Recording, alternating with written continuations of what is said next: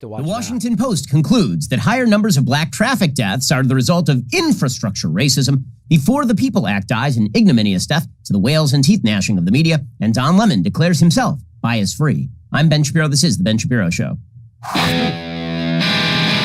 What's up with the kind of shaking of his head like that? That's weird. I didn't know that he was doing that. Higher fuel prices, higher food prices, construction costs, housing prices. Inflation is here. Have you protected your savings, your investments? If you haven't yet diversified a portion into precious metals, the answer is you have not. So I'm going to tell you again, if you haven't reached out to Birch Gold to diversify part of your IRA. He's doing gold? Okay. Or 401k into a precious metals IRA, do it today. Text Ben to 40. Precious metals IRA. Oh boy. 474747. Get a free information kit on protecting your savings with gold. I buy my gold from Birch Gold because they have an A+ rating with the Better Business Bureau. Countless 5-star reviews, over 10,000 happy customers. Talk to them, ask all your questions, get informed, and then decide if you want to put some of your money into precious metals to work with Birch Gold. Text Ben to 474747. When you make a purchase before June 30th, Birch Gold will send you a signed copy of my book, How to Destroy America, in 3 easy steps for free while supplies last. Again, text Ben to 474747 and protect your savings today. Again, text my name Ben to 474747. This is weird. Alrighty, we're going to get to the Washington Post bizarrest racial take of the day. And there is one pretty much every day. First, I got to give you the update on what just happened in the New York City mayoral primary. So there is a Republican side of the aisle where Curtis Sliwa just won the Republican nomination. But let's be real about this. Whoever wins the Democratic nomination in the city of New York is going to end up as mayor of New York.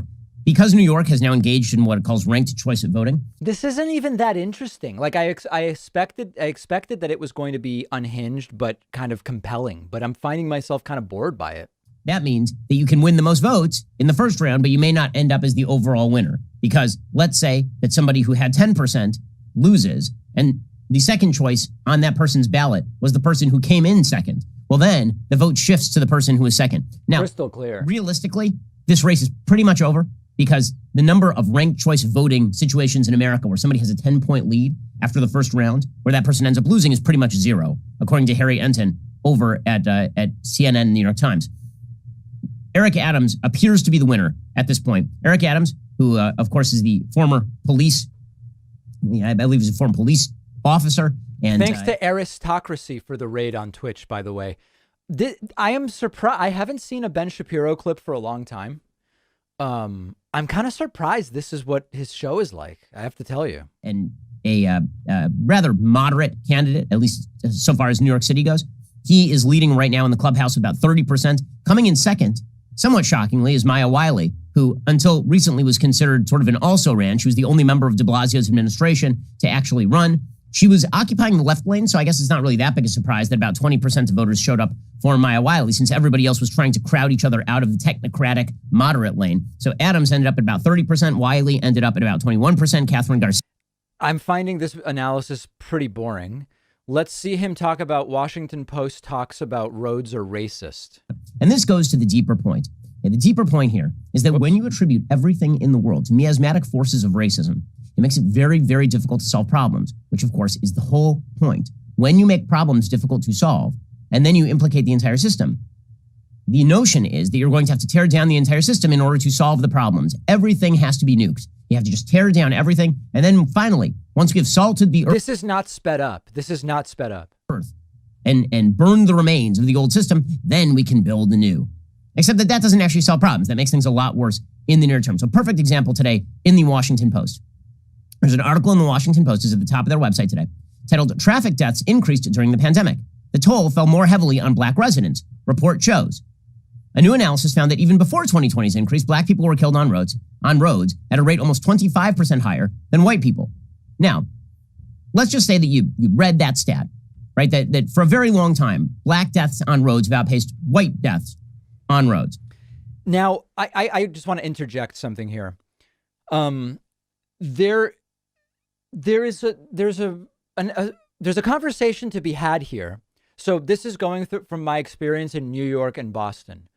One thing I've noticed in more highly non-white neighborhoods in New York and Boston is that the road design does seem to, it wouldn't shock me if the design of the intersections led to more traffic accidents.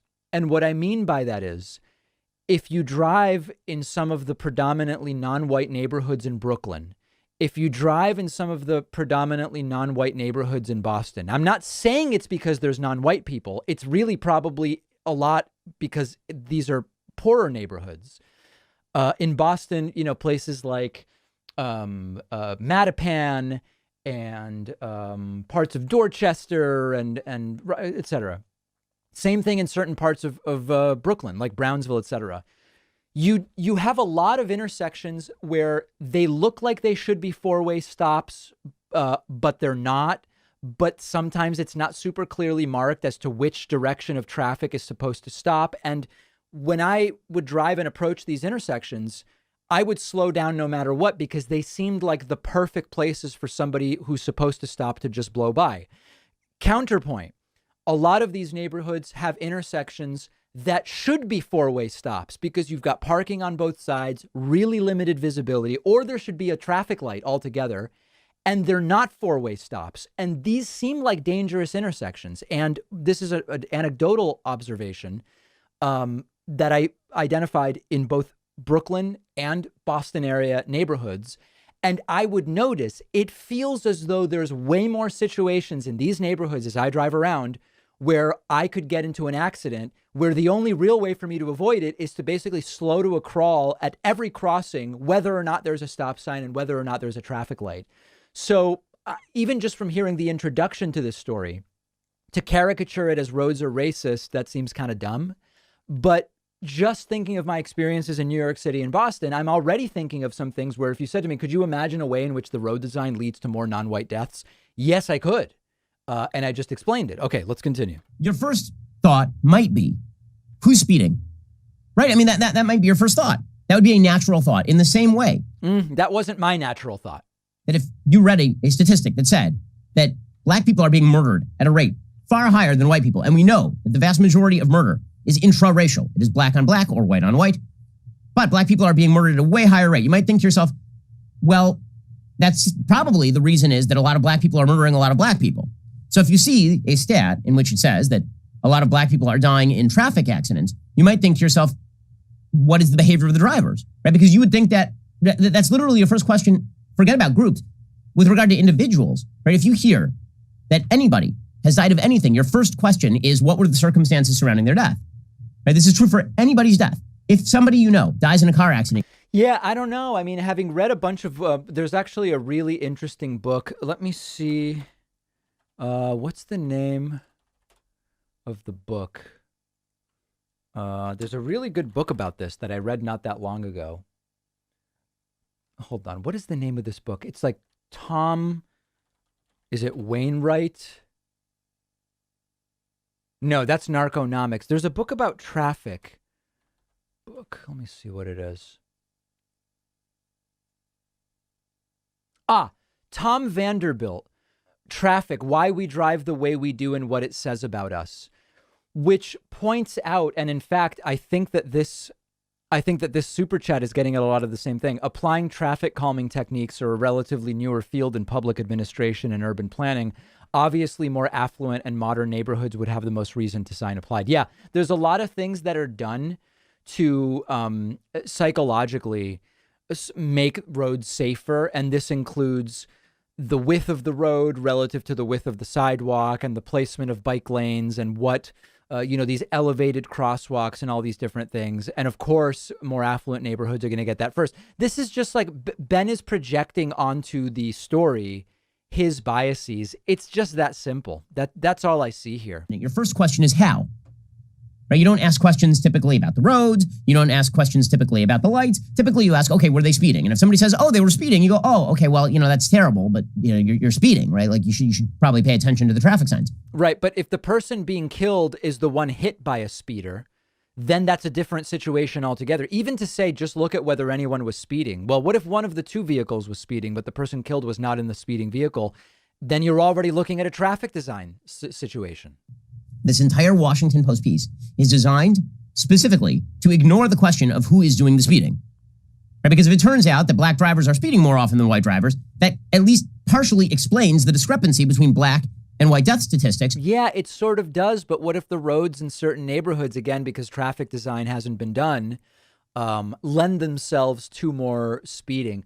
All right. So I think we get the picture of this. Let's look at, wow, he went on this for like 15, 20 minutes.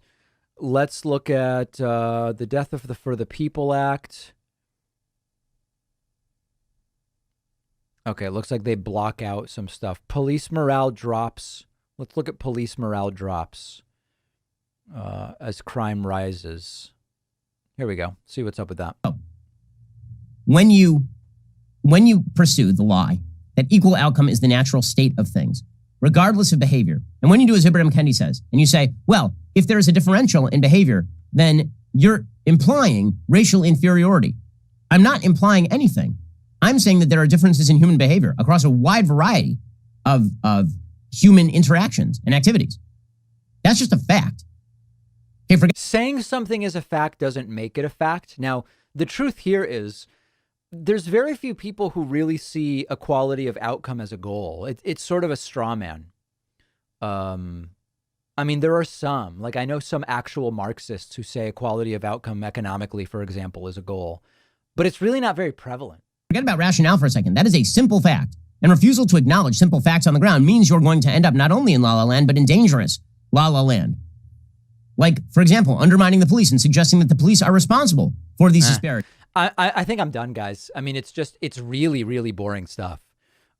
It's not even notable in any way. It's just predictable stuff.